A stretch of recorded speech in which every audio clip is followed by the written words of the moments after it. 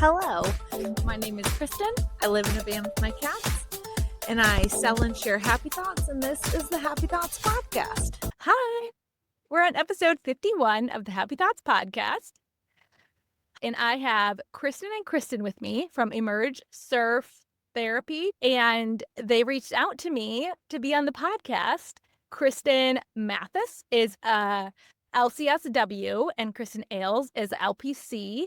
And they're doing really awesome things within the surf therapy community. I was looking at their website, and they've got all these retreats and workshops. I was looking at the Paddling for Perfection retreat that you're going to do next year, which I'm sure you'll talk about, but how you emphasize play. And anyone who listens to this podcast knows that I really like accessing play and that it's so good for our mental health and so good for doing really hard things and just becoming comfortable with trying things. And then once you're more comfortable with that, the bigger things you do. So I'm going to let you guys introduce yourselves a little more, and then we're going to talk happy thought things. I am happy to hop in. I'm Kristin Mathis, and I'm the licensed clinical social worker therapist with Emerge Surf and Somatic Therapy. And often Kristen and I, both Kristins, we've got 3 Kristins here today, often get lumped together as we work together often, and we're both therapists and we're both named Kristen, but we do have separate practices. So we are coming together for Paddling with Perfectionism, a retreat next year, which we will dive into and talk more about. But our work is also different at times too, and so I'm sure we'll hit on that along the way. But I did just want to kind of point that out. Yeah. Super. Ailes. Hi. So I'm Kristen Ailes. I run a group practice in Oregon called Wilder Wellness. And we are a group practice that works with clients around negative body image, disordered eating, anxiety, and perfectionism. So pairing with other Kristen, we've worked together, we've podcasted together, we've done a lot of things. We've started a lot of things in messy ways, and we love working together. And so here we are together doing a retreat. I've been leading retreats for about 10 years. My master's is in wilderness therapy, and so it's led me to leading a lot of retreats. And over the last couple of years, Kristen got into that as well, and it's been so wonderful to see her create such a really amazing program. And so I'm honored to be working with Kristen, and I think that we're going to put on a really awesome experience.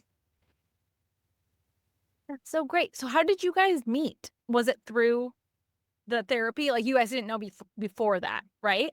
Because you're both in Oregon. So then I was thinking. Yeah, we're both based in Bend, Oregon originally, where I started my therapy career in wilderness therapy and met Kristen working in the same industry. We were both in the wilderness therapy program. I love that. Yeah, and so since then, we both kind of ran into the private practice world and seeing clients more in an outpatient kind of setting, but continuing to incorporate in our own ways this adventure.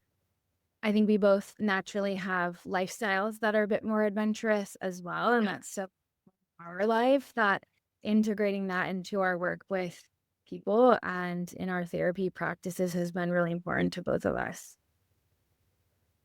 I love that it's becoming recognized too. Like, I was with a surf therapy organization in Florida, Stoked on Life, and they are billing for surf therapy. I was like, I want that.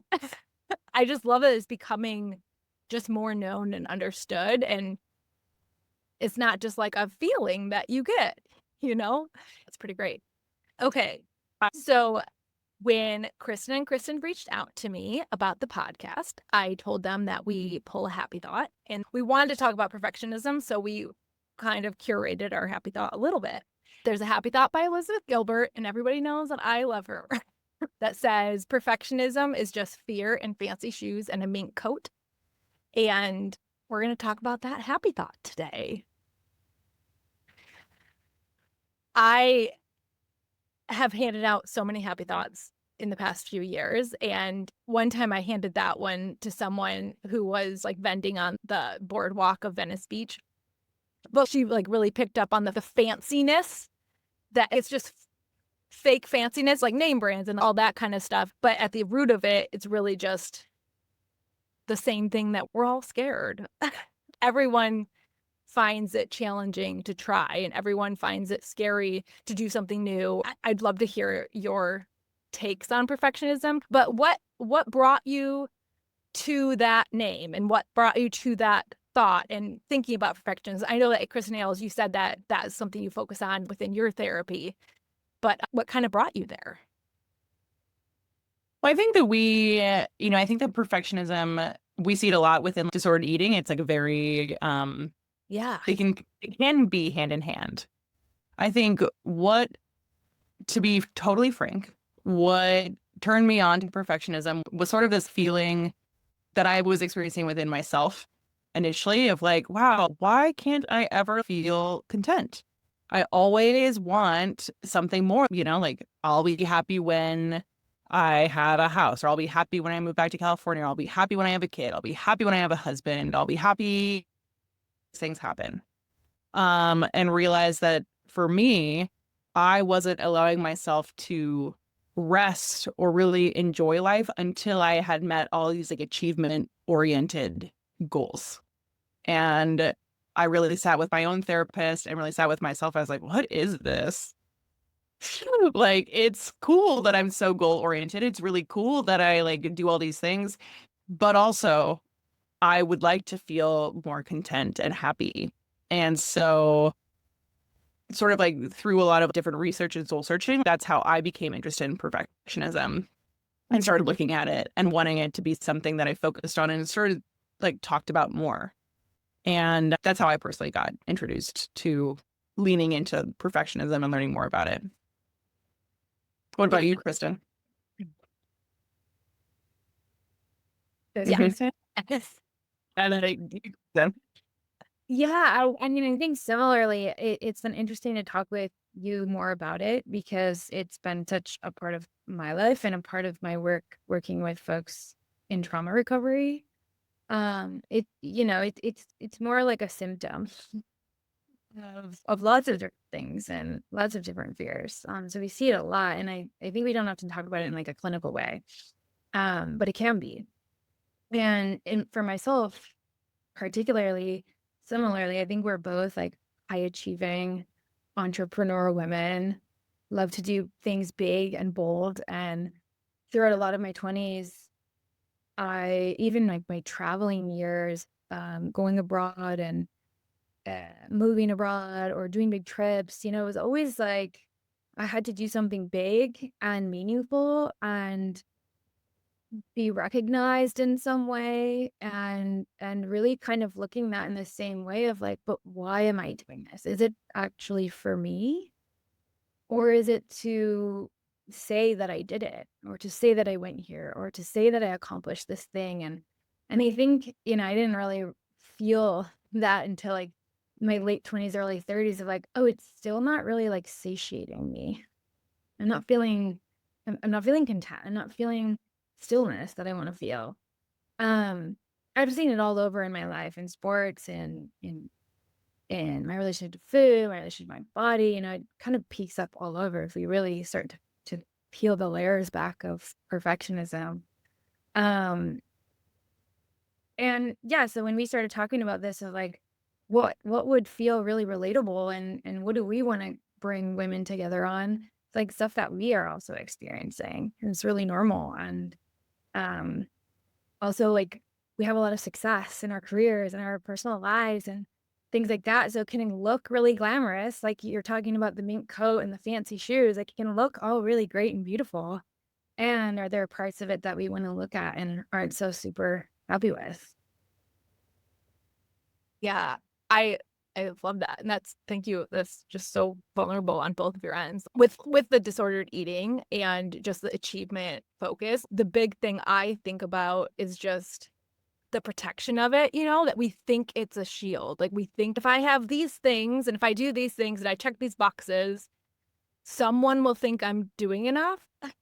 And then I think the lack of fulfillment is that someone's not us. Because if it's us that we're trying to please, we find ourselves hilarious. You know, when we're messing up, I'm kind of getting to have a wide berth of this right now, living by myself in the van and doing what I'm doing, because I'm the only one that sees what I'm doing a lot of the time.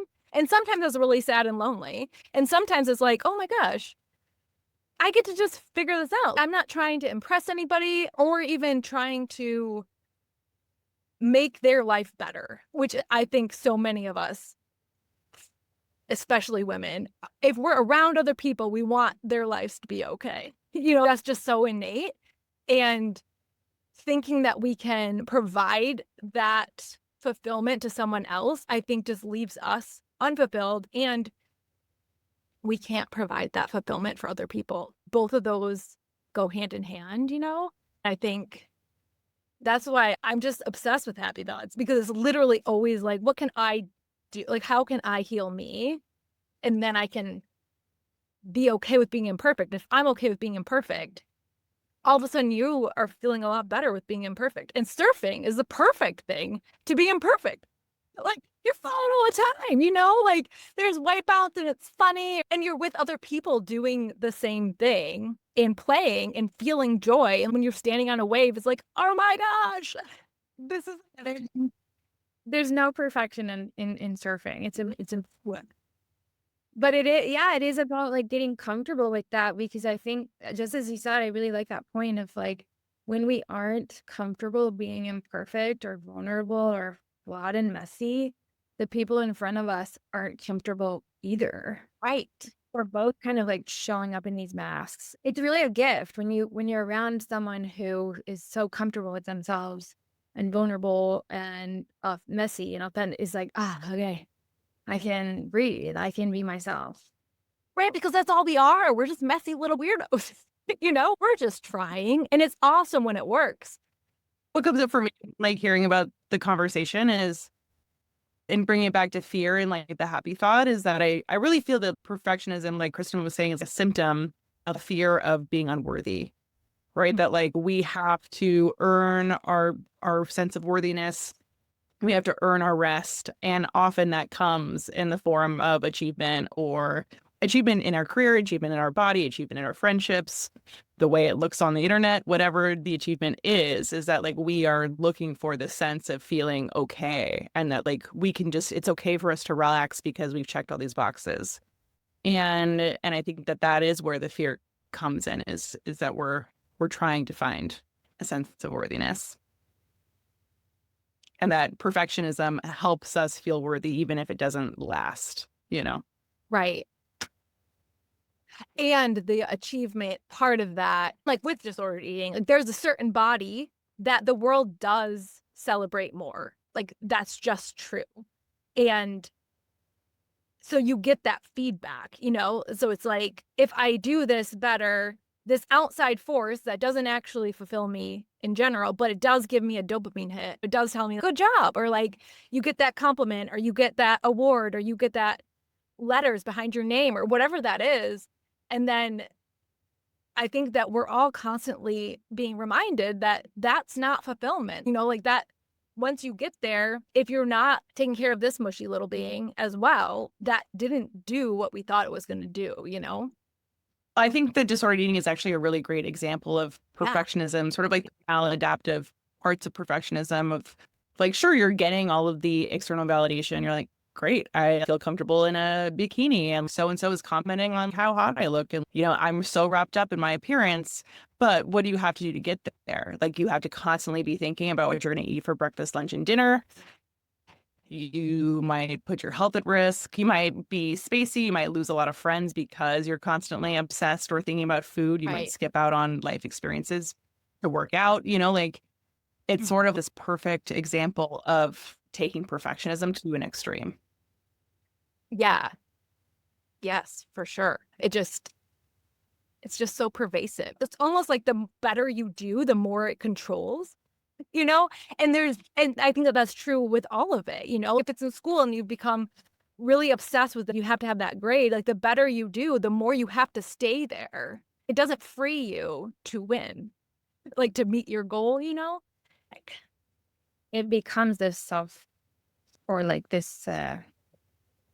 going to say self-fulfilling prophecy, but I don't know if that's the right word, but it becomes a cycle, right? You get the validation and then it's like, I have to keep going. So if it's the mink coat and the fancy shoes, like I feel good in it and I felt good when I bought it. And now, people tell me I look good and now I have to keep doing that. And I want that. And I have to keep maybe buying more coats and more shoes. And then, yeah, it always comes back to that feeling of I still don't feel quite content. I still don't feel enough. I still don't feel completely worthy or, whatever it is. At some point, we have to take the coat off.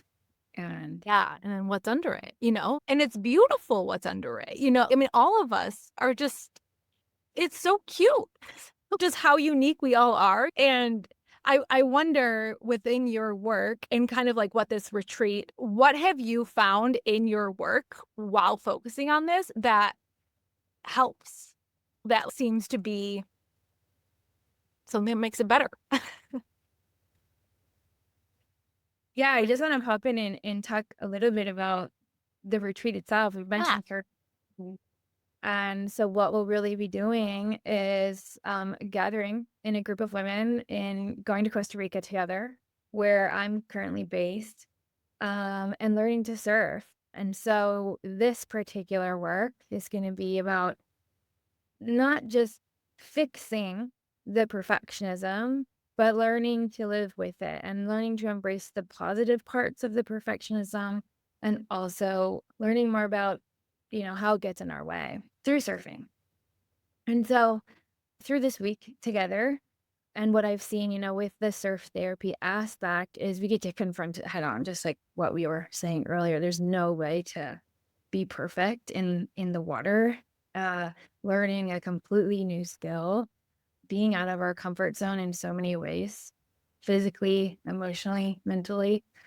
And so there's this sort of like forced letting go that has to happen of being outside of my comfort zone. And also I'm not going to be good at it right away, which is uncomfortable, but it's also like, again, getting comfortable. Like, can I go there and laugh at myself? Can I fall off and enjoy it and have fun? And I think too, like as we learn to surf and build that relationship with the ocean, it's about like connecting and being present. And when we're in our perfectionism, we're not present, right? We're thinking like, how do I look and how are people perceiving me? It's all about this perception and trying to control that and make sure it looks a certain way. And we're not going to be able to surf when we're all scrunched up and tight and trying to look a certain way. And so it really becomes this physical experience, this somatic experience about feeling what it is like to let go of some of that and try it on. What happens if I don't think about that for so long? What happens if I let go a little bit in my body? Do I enjoy it? Do I have fun? Am I able to stand up and ride a wave? And oftentimes what we see is sometimes it's people's first experience feeling that freedom of like, what is it like to let go?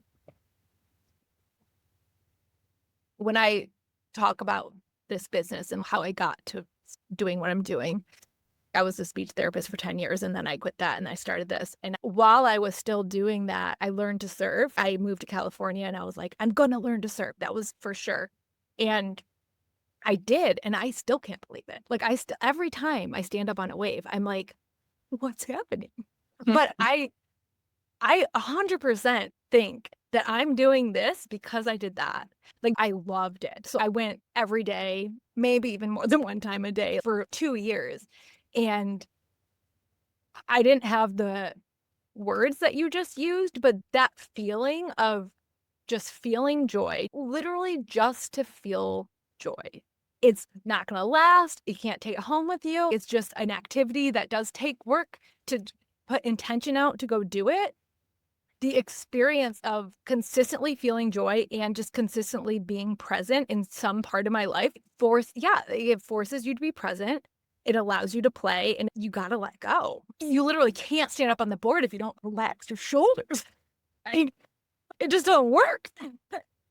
I also wanted to talk a little bit about with Kristen Ailes, because a part of our work this week is going to be like, how do we also embrace the parts of perfectionism that we really like? Sometimes that mink coat and fancy shoes is really fun, and we like to get dressed up and look cute and put our presentation on. And so part of this week is going to be also learning to embrace those parts. And we don't have to fully like let go of all of the aspects of perfectionism that do bring us success. And so, Kristen, I know that you're great at talking about this aspect. So Totally. I think that when I tell people that I'm a perfectionist, at first, at least a while ago, people would be like, "What, really? You?" I'd be like, Totally." They're like, "But you're so chill." I'm like, "But if you knew me, you know that I'm not actually that chill." And I think, because I think a lot of us can mask it, and because I didn't want people to know that I was a perfectionist. And I think because it's gotten perfectionism has become sort of like a bad word, where being chill and being loosey-goosey has been sort of what we should be. And over the last couple of years in the work that I've done, I've been like, wait a second, I actually love my perfectionism. And I wouldn't be here today if it wasn't for the amount of hustle and drive that I put into my work. The same with Kristen, and the same with you, of like needing to take a risk and, say yes to this big adventure, right? It takes some sort of like, okay, I need to work really hard to go. And so for us, we like to think about perfectionism on a sort of like a spectrum. Is that when our perfectionism is in a really good place, maybe I can log on to get my work done that day, and I am feeling creative and I feel driven and purposeful and I'm so excited about my work. And at the end of the day, I can close my laptop and go be with my people and be present and happy. But it doesn't mean that I'm not working hard. It doesn't mean that I'm not caring about the work that I do. It's just that I have a healthy approach to it, where there's also been times in my life where all I've cared about is work, where I like wake up at 4 a.m., not because I'm doing some beautiful like yoga practice morning ritual. It's because I'm on my laptop and I'm making an online course and I'm trying to do this and I'm trying to do that. And all hours of the day are spent trying to hustle and grind. And I have risked, sleep for sure, relationships, friendships, deepening all these things because I was so obsessed with achievement. And so I think that it's sort of learning how to understand, are we in a place where our perfectionism is sort of maladaptive, where we're obsessed and it's controlling our lives?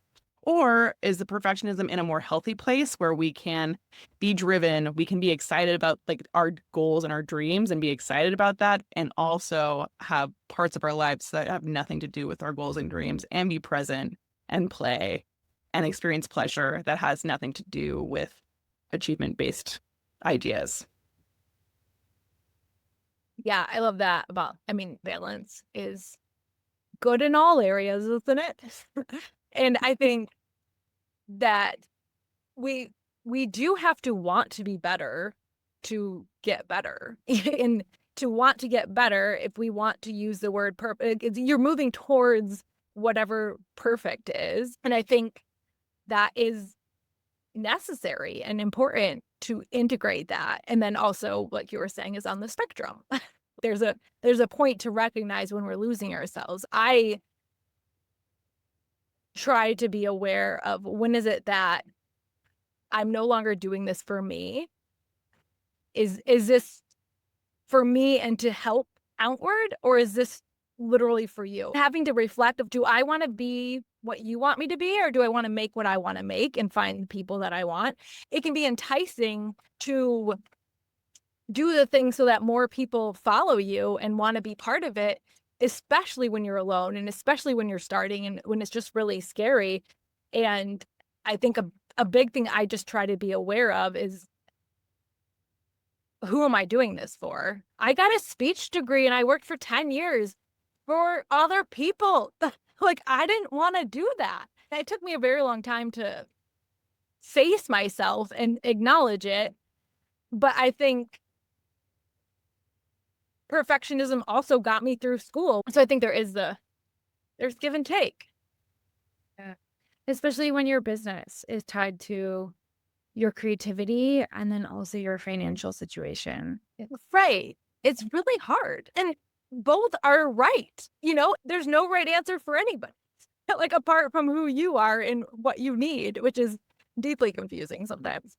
So this retreat are there more details you want to say about what you'll be doing and the dates and that kind of stuff? Or is that Sure. too much? Yeah, no, that's great. I also wanted just to add, because as I was thinking about all of this perfectionism and the process and businesses and then uh, you know, how we engage that with surfing, I keep coming back to like, instead of perfecting the process, can I play with the process? And that is always a really challenging spot for me personally, in work and putting out projects and being visible, letting people see me. Like, that's where I get really into my perfectionism. And it's such a good reminder in surfing of like, okay, am I here to perfect this? Or can I play with this process? Can I have fun and enjoy the process? And so that's something we get to actually practice in surfing in a really vulnerable place where you're anxious and nervous and learning a new skill. And that gets me really excited to be with a group of women who are all learning together and practicing playing, instead of like showing up and having to do it right and do it a certain way and make a product.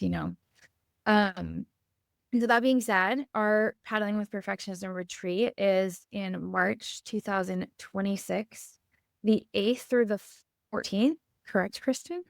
That's correct. In Jaclo, Costa Rica. So we are staying in Hermosa, Costa Rica, which is like 10 minutes away from the beach that we'll be surfing at, which is a perfect break for learners. I don't know if you've ever been down there, Kristen, but it's where I learned to surf. And then haven't been able to leave there since, because it's been such a big part of my life. And so now it's all about creating these experiences to bring others to experience it too. Other than surfing, which we will be doing for the 5 days, the 5 full days, 6 nights, but we will have a surf lesson every day. We will have group intentional kind of conversations, workshops around perfectionism and other topics. We will be staying in this beautiful jungle resort kind of in the mountainside, which is just therapeutic in itself. Nature monkeys come up and join us for breakfast. It's absolutely incredible to just take a pause and a break from all of the hustle and bustle, whether you are an entrepreneur, business person, living in the United States or wherever you're living, to take a pause from families, from the demands, and to really put some love into yourself. We'll be eating deliciously handmade meals from our private chef, so we won't have to worry about any of that. We've fully taken care of. And then we have some other fun adventures planned too, just locally, waterfalls, markets, things like that, exploring the culture that is the pura vida. Or it's raining here, and so I muted myself. Is it really loud? Can you hear it? That sounds amazing. Yeah, and so that's where you currently live. Kristen Mathis? Yeah, so it's in my New York. Yeah, so we're staying in right where I live, which is a really fun aspect of this retreat that I got to experience this year, was bringing a group of women together and also them getting to experience the culture in a really intimate way and feel really connected to the community here. The team of surf instructors that I work with are I know them well. The shops that we go to, we are taking a tour of Mardveka Beachwear, which is a great friend of mine who hand makes and customizes swimwear and surfwear for women of all shapes and sizes. And so all of these little spots and places that we get to go is like in my hometown and people that I know and get to connect with, which adds like another layer of intimacy, I think, to people feeling really part of the community here. I love that. Kristen Ailes, was there anything that you were saying, or can I ask more questions about the retreat? Oh, I know. I think, what I want to add in like talking to two people who are like, I'm a surfer. I want to say I'm not a surfer. I could like giggle and stand up for like 30 seconds, maybe 30 seconds, like maybe like in reality, like I can stand up and like giggle and splash and have fun. But I think what I've seen on retreats or like when people are thinking about joining a retreat, they're like surfing. I can't do that. Like that's so hard. I'll never be able to, like whether it be because they're afraid of being bad at something or being new at something or afraid of from like a body image perspective.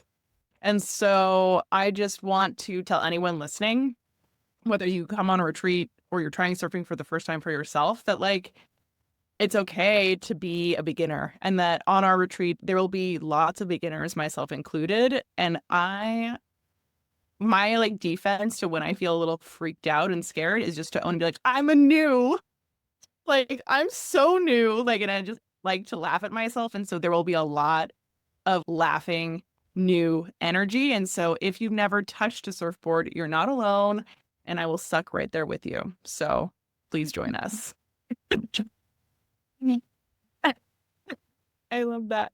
How would people find you if they wanted to join you?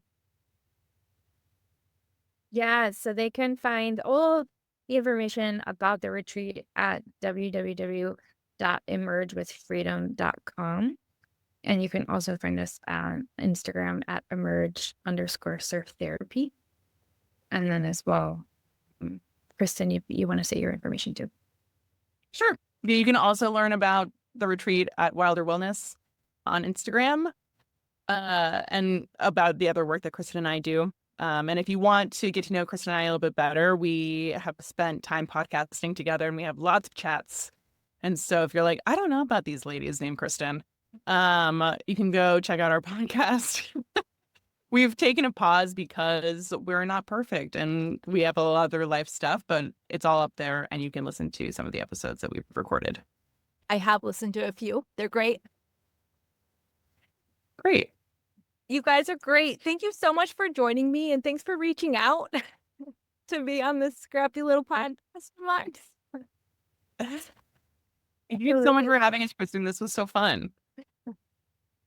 So fun, and it's so fun to connect with three women who are living different kinds of lives and incorporating like alternative lifestyles and adventure, and yeah, and you know, oftentimes that gets glorified, and all we see is like the pretty little Instagram lifestyles, but there's so much imperfection behind it, and I think coming together and talking about that's been really special. Yeah. It's always really good to talk to other people who have just tried something and keep on trying. That didn't all work, but something worked within that, and I like that. And so I want to keep going. And look at where you end up.